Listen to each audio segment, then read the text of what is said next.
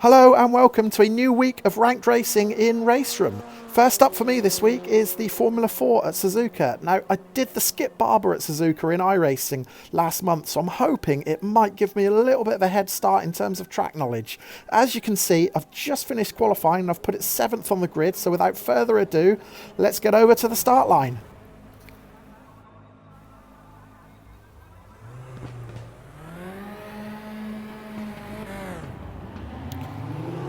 Once again, not the best of starts. Really going to have to start working on these starts. I'm giving away positions every time the lights go green.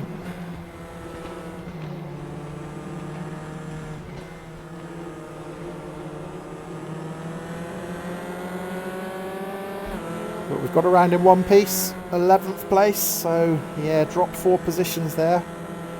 But that's okay. Quite a small grid for this race actually, only 13 drivers.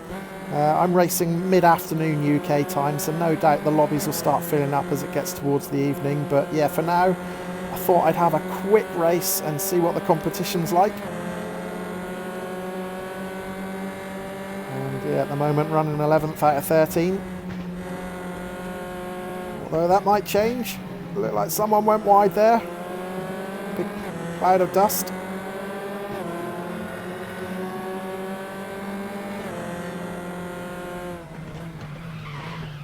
Oh, there's more carnage in the hairpin. We've managed to get around that. Luckily, I was in the right place to avoid getting caught up with that. That was good.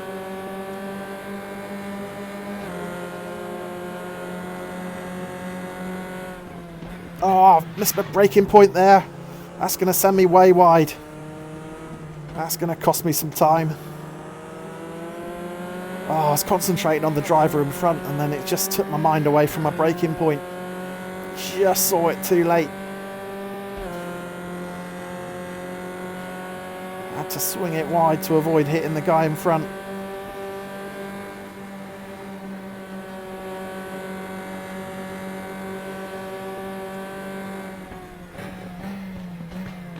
Oh, and I've done exactly the same again.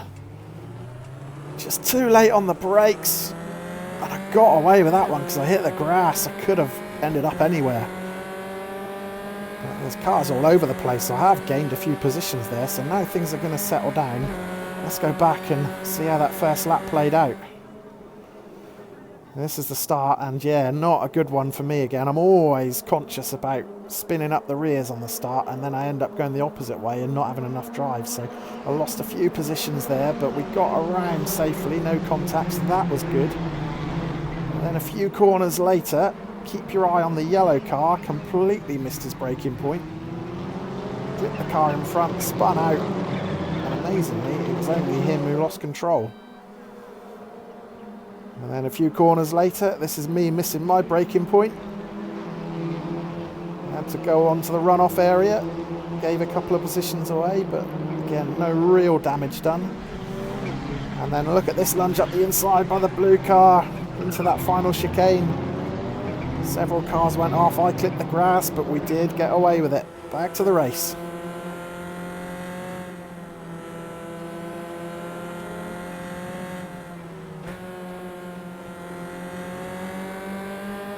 These two guys in front having a really good battle.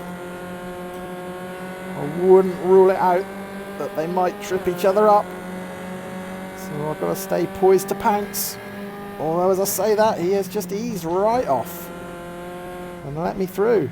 Don't know why that is. Someone else is running wide. So we're now up to 6th.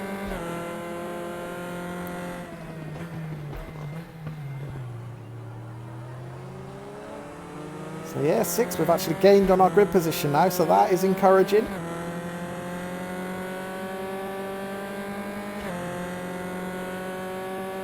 Got a potential 5th place in our sights up front.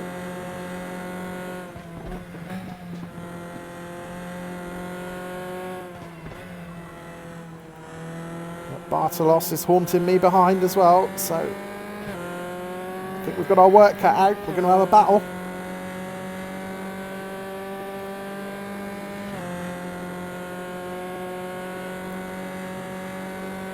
At least with a clearer track, I should be able to find my braking points a bit easier this time. Looking for the 150 board. There it is. Oh, I locked up a bit there.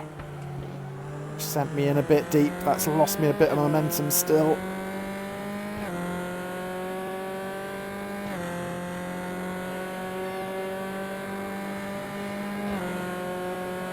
I think Bartolos behind is looking at my slipstream. If I'd been a bit more prepared, I could have taken the defensive line, but it was too late. Oh, now I've locked up again. And not only has he passed me, but he's got a good second and a half on me already because of that mistake. That was foolish on my part. Foolish error. Now I've got Rathman behind me. Having a look as well.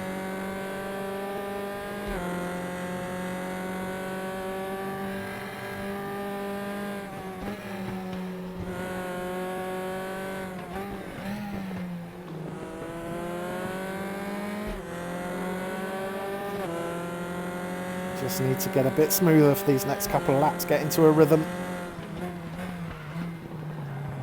Hit my braking points. Oh, and Bartolos has gone. I think he was just getting a bit greedy on the gas out of that corner. So yeah, this is the classic slipstream manoeuvre. He pulled out, took the inside line. I don't know where I was going. But then, half a lap later, gets on the gas a bit too early. There's no traction control on these cars. And did well to avoid the wall. Lost 2 places.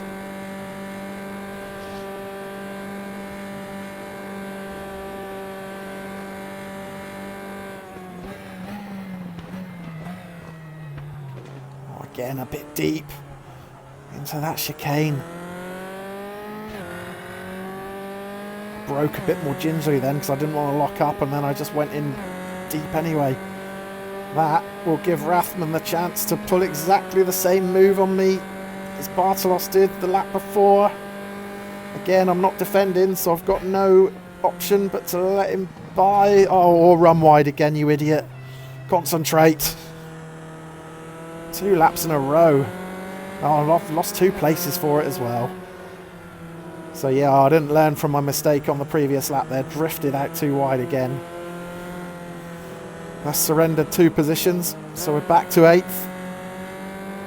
But again, looks like these 2 are tussling, so let's hang close by and hopefully pick up any pieces. Oh, way wide.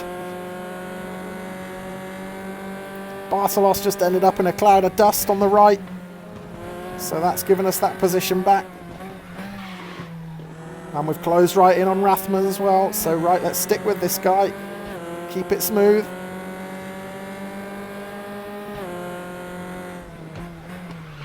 Oh, a bit close for comfort there. Oh, and Rathman on the gas as well early. He almost did the same as what Bartolos did, but he held on to it.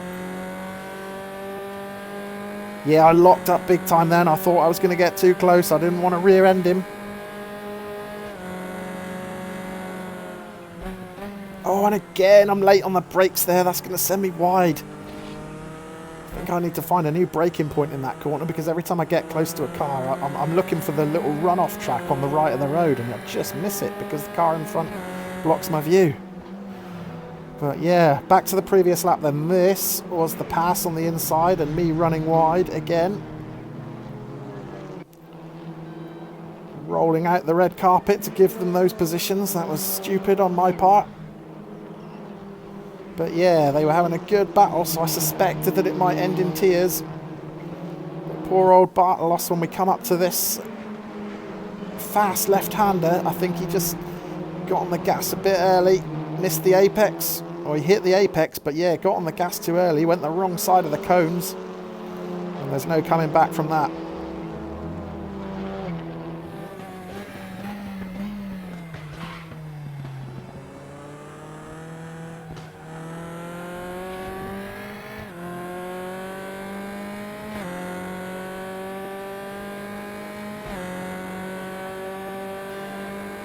Right, this could well be the last lap. It's up to 3.5 seconds now to Rathman, so I don't think I'm going to get that back.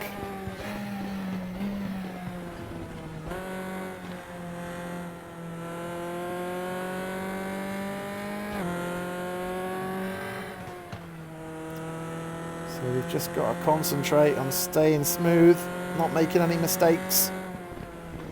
It's 2.5 seconds to the guy behind, so let's keep it that way. And bring it home in 7th.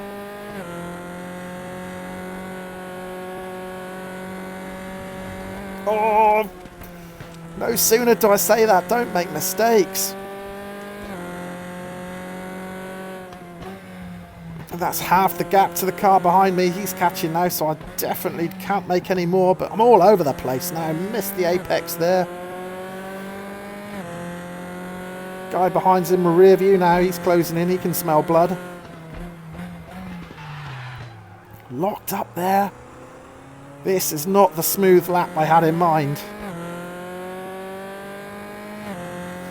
Yellow flag is out. I thought it might have been for the spin that I just saw in my rear view mirror, but maybe something's happened up front. Yeah, it has, look! It's had 3 cars out! It must have been 2 cars. We were up to 5th. So we have lost 5th and 6th place from the race. On what's likely to be the last lap as the time ticks down. I don't know what happened there, because as far as I know they weren't close enough to be battling, so whether it was 2 separate incidents or whether something's happened that's involved them both, we'll have to have a look. Once the checkered flag's out, which will be at the end of this lap. So we're going to get 5th place. Probably a slightly undeserved 5th place, but nevertheless we'll take it.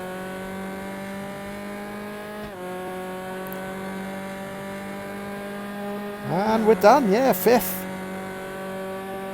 So that must have been a big incident on the last lap there.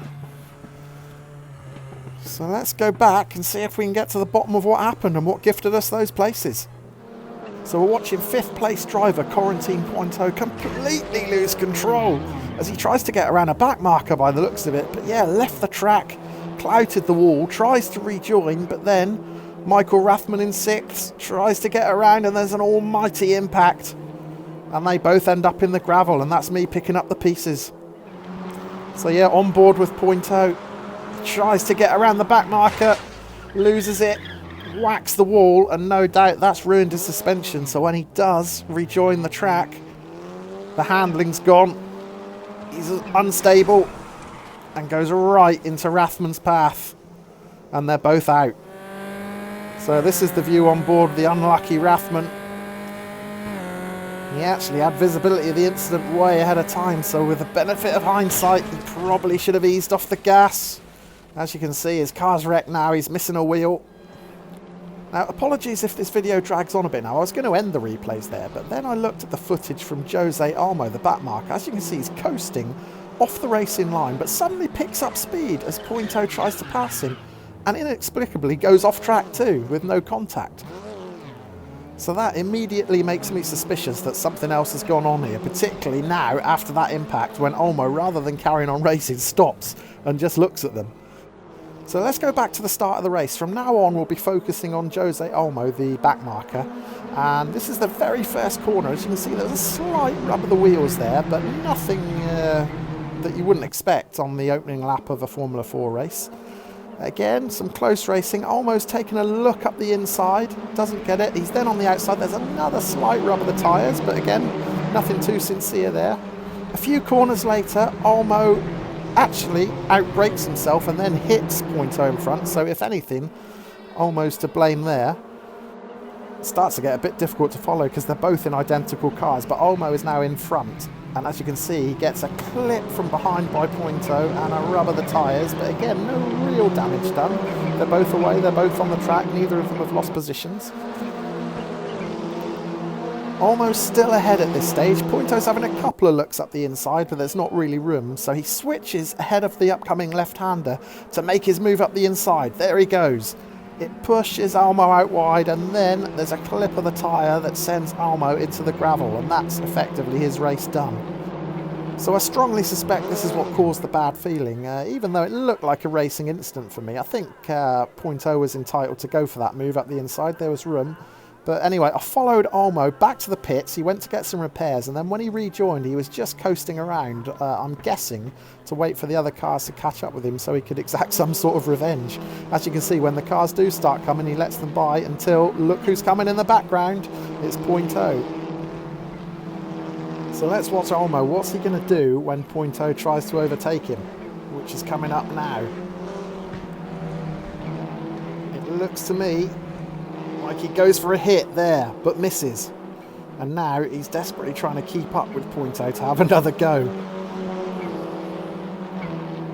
Point O's got the speed on him, so he's struggling to keep up. So he's only got one choice coming into this sharp right-hander before the tunnel. Floor it. And if you're in any doubt whether that was deliberate, just watch the onboard and listen to the throttle. No attempt at braking whatsoever there. He had one thing on his mind, and that was to cause damage to Point O. So it wasn't over there because, yeah, I carried on following Almo, and again he started coasting, waiting for the cars to come around again. So obviously he's not finished with Point O. He wants to have another go, and that brings us to the incident which gave me 5th place. As you can see, Almo's letting everyone else by. He's only got one thing on his mind by the looks of it. And as you can see in the background, there's Point O again, and this will eventually be the incident that gives us 2 places on the last lap. As you can see, he's coasting. Here comes Point O. He tries to turn in to initiate some contact, but although he misses because of Point O's speed, he gets the end result he was looking for. Now, I'm sure we've all been in the situation where we're tempted to carry out a revenge mission like this, but it's really not cool, particularly when someone else's race gets ruined. Look at poor Rathman there. He's only a few corners away from finishing in 6th place, and he's had his race ruined by a feud that really had nothing to do with him. So, yeah, not cool at all. But anyway, let's end on a more positive note and look at the results, because there I am in 5th place. So, again, 2 positions from starting 7th on the grid, and yeah, really happy with that. Certainly need to work on some of my braking points that get hidden as soon as I get close to a car in front. That's no good, so I'm going to have a look at those. But in the meantime, let's see how this race has affected my stats. As you can see, I'm getting closer to the 1500 mark on my rating, which is great, and my reputation has never been higher, 87.8. So yeah, good all around. Catch up with you again soon.